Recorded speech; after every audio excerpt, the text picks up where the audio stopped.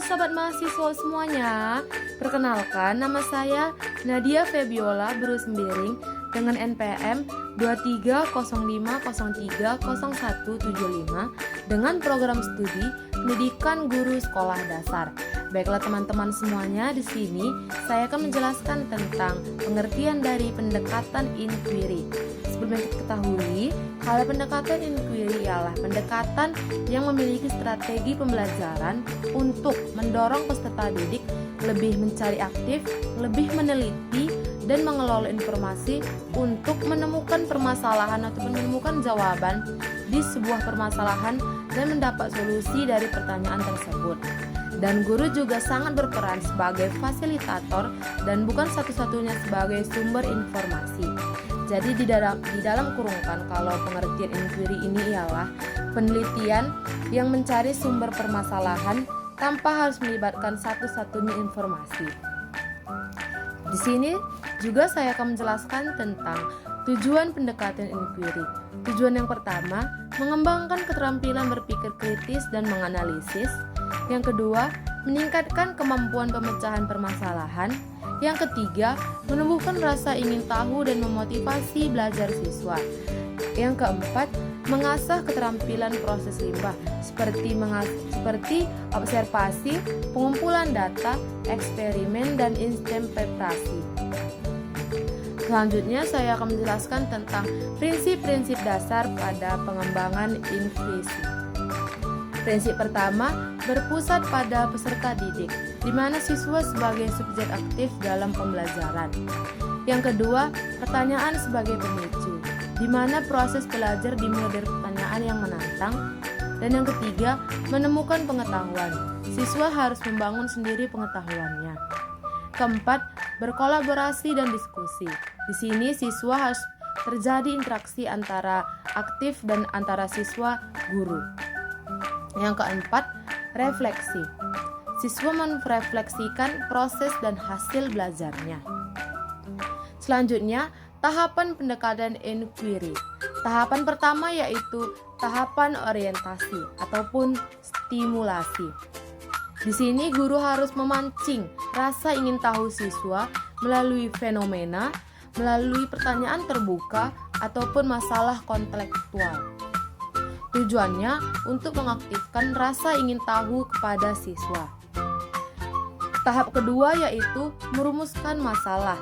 Di sini siswa dibimbing untuk merumuskan masalah ataupun masalah yang akan diselidiki. Tahap yang ketiga, mengajukan hipotesis. Di sini siswa harus menyusun dugaan sementara ataupun memprediksi tahapan-tahapan dan jawaban dari mana masalah itu datang. Yang keempat, mengumpulkan data ataupun informasi. Di sini siswa harus melakukan observasi, eksperimen, dan studi literatur. Selanjutnya wawancara ataupun survei untuk mengumpulkan bukti secara detail. Yang kelima, menganalisis dan menafsirkan data. Di sini siswa harus mengevaluasi data, membandingkan, dan mengkategorikan hingga menarik kesimpulan secara detail.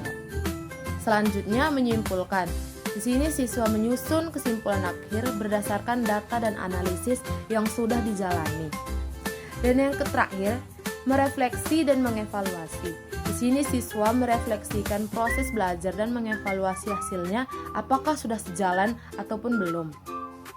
Selanjutnya di sini saya akan menjelaskan tentang jenis-jenis inquiry. Inquiry pertama yaitu inquiry terbimbing ataupun guided inquiry.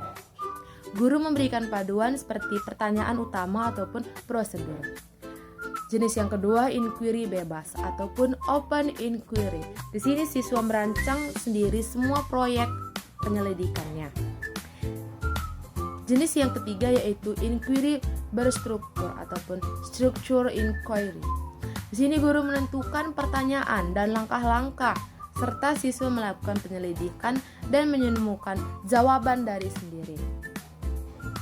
Selanjutnya, di sini saya akan menjelaskan tentang kelebihan pendekatan inquiry, yaitu dapat meningkatkan keaktifan dan rasa tanggung jawab siswa terhadap belajar. Kedua, memperkuat daya pikir kritis dan logis. Ketiga, memberikan pengalaman belajar yang bermakna. Keempat, melatih kerjasama dan komunikasi antara siswa dan teman-temannya.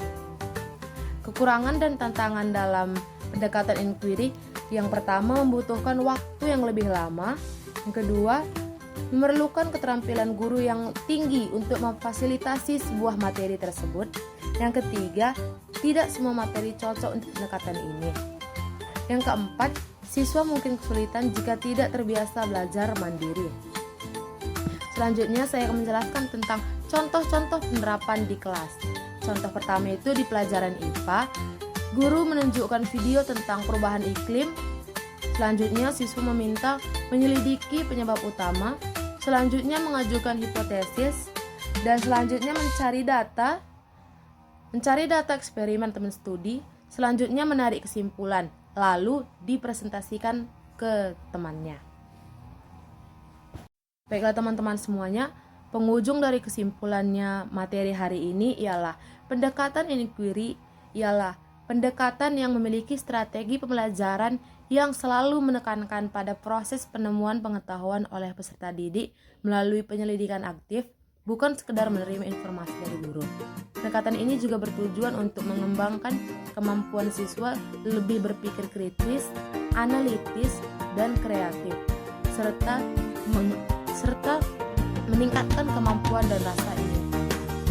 Dalam pelaksanaannya, inquiry ini juga selalu melibatkan tahapan mulai dari penulisan masalah, mengajukan hipotesis, mengumpulkan data, dan menarik kesimpulan. Jadi, kesimpulannya ialah guru harus berperan aktif dalam membimbing proses siswa.